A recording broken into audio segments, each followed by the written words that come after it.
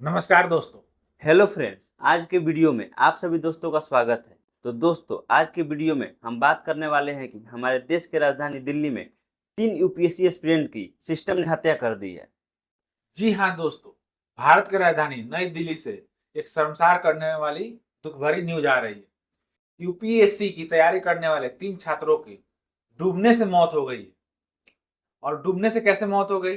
वो पढ़ाई कर रहे थे बेसमेंट में, वहां पानी भर गया, इस वजह से मौत हो गई। तो आखिर इस मौत का जिम्मेदार कौन है? क्या पानी भरने से ही मौत हुई है या कोई और कारण है?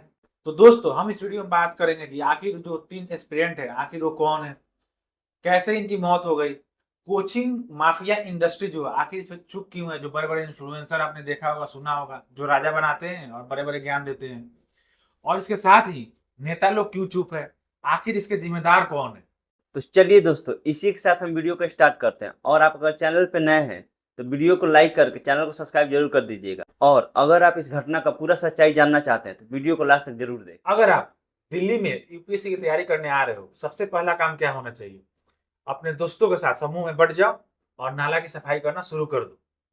अगर कहीं बिजली का तार टूटा है तो बिजली विभाग को बुलाने के बजाय आपको खुद खंबे पे सीढ़ी लगाकर चढ़ना है और उसको सही करना है। क्योंकि दिल्ली में एमसीडी का काम नाला सफाई करना बिल्कुल नहीं है। जो दिल्ली की मेयर है वो अपनी राजनीति छोड़कर इन छोटे मुद्दे पर बात करने का बिल्कुल टाइम नहीं है। और कोचिंग वाले डिजास्टर मैनेजमेंट पढ़ा है कि खुद को मैनेज करें। तो अगर आप दिल्ली आ रहे यूपीएससी की तैयारी करने के लिए, सबसे पहले आपको गटर की सफाई करवानी पड़ेगी। जो भी तार टूटा हुआ है उसका सही करवाना पड़ेगा, नहीं तो हो सकता है इसमें आपका जान भी चला जाए और इसके जिम्मेदार कोई नहीं लेगा। अगर आपका जान बच गया, आप जिंदा बच गए, तभी तो यूपीएससी की तैयारी कर पाओगे, तभी तो इस देश का सेवा कर पाओगे। दोस्तों, मैं ये सब बातें इसलिए बता रहा हूं क्योंकि पिछले एक सप्ताह के अंदर 4 यूपीएससी एस्पिरेंट की मौत हो गई है। एक की बिजली के करंट लगने से मौत हो गई और 3 लोगों की बाकी डूबने से मौत हो गई। वो भी कब डूबे? जब बेसमेंट में लाइब्रेरी में पढ़ाई कर रहे थे। तो आखिर कौन है वो 3 बच्चे जिनकी पानी में डूबने से मौत हो गई है? दिल्ली के खराब सिस्टम की वजह से 3 लोगों की जानें चली गई है, जिसमें से 2 लड़की और एक लड़का था। पहला जो लड़की थी श्रेया यादव, जो 25 साल की थी और यूपी से बिलोंग करती थी। श्रेया के पिता बताते हैं कि वो दूध का काम करते हैं, यानी दूध बेचने का काम करते हैं। दूध बेच के अपने बेटी को पढ़ाने के लिए हाल में भेजा था। 4 महीने पहले ही श्रेया यादव यूपीएससी की तैयारी करने आई थी। बहुत ही होनहार और टैलेंटेड बच्ची थी। दूसरे एस्पिरेंट का नाम तान्या सोनी है, जो कि बिहार से बिलोंग करती है। उनका एज 25 साल का बताया जा रहा है। तीसरा एस्पिरेंट जो एक लड़का है, उनका नाम नेविन डेलविन बताया जा रहा है, जो कि केरला से बिलोंग करते हैं और इनका एज मात्र 28 साल का ही। दिल्ली में जो 3 एस्पिरेंट की मौत हुई है वो कैसे हो गई है? रिपोर्ट्स के मुताबिक राव कोचिंग क्लास के बेसमेंट के लाइब्रेरी में लगभग 35 बच्चे शाम को 7 बजे तक पढ़ाई कर रहे थे। बारिश हुई, जिसकी वजह से जो सड़क है उस पर जल भराव हो गया था। बताया जा रहा है कि कोई गाड़ी आई और यू टर्न ले रही थी, जिसकी वजह से सारा पानी उस बेसमेंट में चला गया और पानी का बहाव इतना तेज था, जो बेसमेंट में कांच का शीशा लगा था उसको तोड़ के अंदर चला गया। और पानी इतना ज्यादा मात्रा में था कि 2 से 3 मिनट के अंदर 12 से 13 फुट तक पानी भर गया था। और जो पानी था बिल्कुल साफ नहीं था, क्योंकि वो गटर का पानी था। लोगों ने तो बहुत ट्राई किया, लेकिन लोग दिख ही नहीं रहे थे कि आखिर कहाँ कहाँ कौन बच्चा किधर फंसा हुआ है। वहां पे जो भी बच्चे हैं उन्होंने बताया कि ऐसे ऐसे कहानी हुई है। जिनको तैरना था वो तैर के निकल गए, जो फंस गए उनकी मृत्यु हो गई, जान चली गई उनकी। ये जो हादसा हुआ है ये मन को विचलित करने वाला हादसा है। इसी बात पे मुझे 2 लाइन याद आ रही है।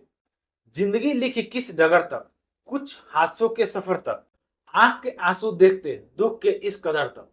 इस हादसे को देखा जाए, इसमें तो पूरा पूरी एमसीडी का गलती है, क्योंकि नाले का गटर जो होता है उसको सफाई नहीं की थी, जिसकी वजह से पानी अंदर चली गई और नाले का गटर फट गया।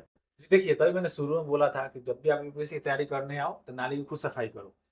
दिल्ली में क्या होता है, जब भी मानसून आती है, जब भी बारिश का टाइम आता है, तो ये किसकी रिस्पॉन्सिबिलिटी बनती है? नाली की सफाई करने के लिए, गटर की सफाई करने के लिए ये एमसीडी की बनती है। तो पहले तो करते नहीं है, अचानक से पानी भरेगा, बाढ़ आएगी या बारिश तेज होगी, सारा नाली तो जाम हो जाएगा, तो फिर पानी कौन सूखेगा? ड्रेनेज सिस्टम तो है ही नहीं, ड्रेनेज सिस्टम बिल्कुल ठप पड़ गया। इसी की वजह से 3 छात्रों की मौत हुई। पूरी की पूरी रिस्पॉन्सिबिलिटी इस एमसीडी की और तमाम इन नेताओं की गलती है, जिसके वजह से एक आम नागरिक के घर में मातम छाया हुआ है। इस हादसे पे तो सबसे बड़ा सवाल मेयर पे करना चाहिए, क्योंकि मेयर का रिस्पॉन्सिबिलिटी बनता है कि नाले का गटर जो भी है उसको साफ सफाई रखे। जी देखिए, रिस्पॉन्सिबिलिटी तो मेयर का ही बनता है, लेकिन मेयर उनको एक छोटा मुद्दा लगता है, शायद उसमें बोलना नहीं चाहती हैं। लेकिन जिस बच्चे का जान जाता है, आप उनके पेरेंट्स से पूछिए, उनके घरवालों से पूछिए, उन पे क्या बीतती है, शायद उनसे ज़्यादा दुःख दर्द कोई नहीं बयाँ कर सकता है। और रहा बात, नेता तो नेता है, बाकी सब लोग चुप है, क्योंकि दिल्ली में तो आपकी सरकार है और इंडिया अलायंस से जुड़ी हुई है। इस पे राहुल गांधी भी चुप है, अखिलेश यादव जी भी चुप है और बीजेपी इसलिए चुप है क्योंकि एलजी उनके तरफ से आते हैं और 60 जो एमपी है दिल्ली के, वो बीजेपी की तरफ से है। इसलिए इस पे कोई बिल्कुल चुप्पी साधे हुआ है और कोई प्रतिक्रिया नहीं दिया जा रहा है किसी की तरफ से, बस नॉर्मल दुःख व्यक्त किया जा रहा है। लेकिन आप दुःख व्यक्त करने से क्या फ़ायदा? फिर तो अगले साल ऐसे ही बारिश होगी, फिर तो अगले ही ऐसे मौतें हो जाएँगी, जान चली जाएगी। तो हमें चाहिए एक अच्छा-सा सिस्टम जो कि सही करे। मैं आपको बताना चाहूँगा, अभी जो दिल्ली के एमसीडी के कमिश्नर हैं, वो एक आईएएस ऑफिसर है। तो शायद वो अपनी आईएएस की तैयारी दिल्ली से ही किया होगा। तो क्या उनकी रिस्पॉन्सिबिलिटी नहीं बनती है कि जो बच्चे यूपीएससी के एस्पिरेंट हैं, उनके लिए अच्छा व्यवस्था कर दिया जाए? जब इंटरव्यू होता है यूपीएससी का, तो बड़े-बड़े ज्ञान दिया जाता है कि मैं देश का सेवा करना चाहता हूँ, मैं ये करना चाहता हूँ। तो उनका क्या अपने देश के प्रति ये नहीं बनता है कि मैं जो भी यूपीएससी के पढ़ने वाले छात्र हैं, उनके साथ जाकर मिलकर दुःख व्यक्त कर लूँ? अभी तक उनका कोई भी रिस्पॉन्स नहीं आया है। वो चाहेंगे तो बहुत सारा मदद कर सकते हैं, चाहेंगे तो बहुत सारा चीज़ कर सकते हैं, क्योंकि जो बड़े-बड़े अधिकारी लोग होते हैं, आपको पता है अंडर द टेबल तो सब काम हो जाता है, लेकिन उनके हाथ में इतना पावर है, कुछ भी कर सकते हैं। इसमें सबसे बड़ा दिक्कत यही तो है ना, जिसका मौत है उस पर कोई बात नहीं करेगा, एक दूसरे पे बस इल्जाम लगाएंगे। आप जो है बीजेपी पे लगाएगी, बीजेपी आप पे लगाएगी। बिल्कुल सही बोला आपने। देखिए, दिल्ली में कोई भी यूपीएससी की तैयारी करने आता है तो कोई भी कोचिंग इंस्टीट्यूट में जाता है तो उसमें 2 लाख 2.5 लाख ऑफलाइन फीस होती है, ऑनलाइन की बात करते हैं 1 लाख 1.5 लाख होता है। तो इतने ज़्यादा पैसे लेकर वैसा फैसिलिटी देते नहीं है। अगर वैसा फैसिलिटी देते तो इतनी सारी जो मौत हुई है 3 लोगों की, वो मौत नहीं होती। जी देखिए, ज़रूर ऐसा हो सकता है, जब आप इतना मोटा पैसा चार्ज करते हो और फीस लेते हो, तो आपको फैसिलिटी उस तरीके का देना चाहिए। अगर उस बेसमेंट में एग्जिट गेट दूसरा तरीके से होता और सारा चीज़ें सुविधा उपलब्ध होता, तो शायद ये मौतें नहीं होती।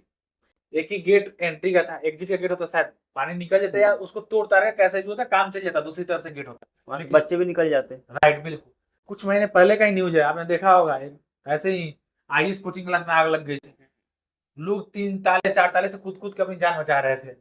तो आखिर जो ये कोचिंग माफिया है, आपने देखा होगा मेट्रो स्टेशन पे इतने बड़े-बड़े एडवर्टाइज़मेंट, मैं नाम नहीं लेना चाहूँगा, आपने ज़रूर देखा होगा, करोल बाग के आप देखना उसके नीचे लोगो लगा बड़े-बड़े अक्षरों में लिखा हुआ है।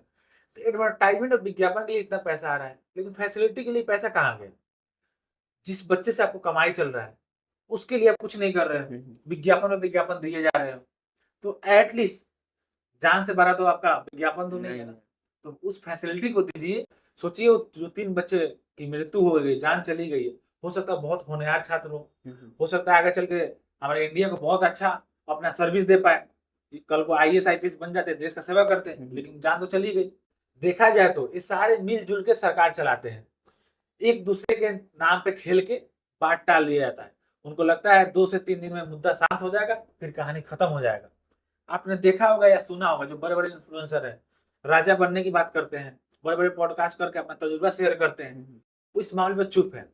चुप इसलिए है क्योंकि उनका भी लाइब्रेरी बेसमेंट में ही है। ज़्यादा कुछ बोलेंगे तो वो भी उनका उजागर हो जाएगा और वो भी एक्सपोज़ हो जाएँगे, जिसकी वजह से बिल्कुल चुप्पी साधे हुए हैं। तो फिर चुप्पी साधे हुए हैं, इसका मतलब क्या हुआ? वो तो स्टूडेंट के लिए खड़ा नहीं हुए। खड़ा नहीं हुए। मेरा इशारा तो आप लोग समझ ही गए होंगे मैं किसकी बात कर रहा हूँ। जो बड़े-बड़े तमाम टीचर लोग होते हैं, जो राजा बनने की बात करते हैं, बोलते हैं 2029 में किसकी सरकार आने वाली है, जो अपना तजुर्बा पॉडकास्ट पे जा के शेयर करते हैं। आखिर चुप क्यों है? क्यों नहीं बोल रहे हैं? क्यों नहीं जो अभी आंदोलन कर रहे हैं यूपीएससी के एस्पिरेंट जो मांगे कर रहे हैं, क्यों नहीं पूरा किया जा रहा है? उसमें क्यों नहीं साथ दे रहे हैं?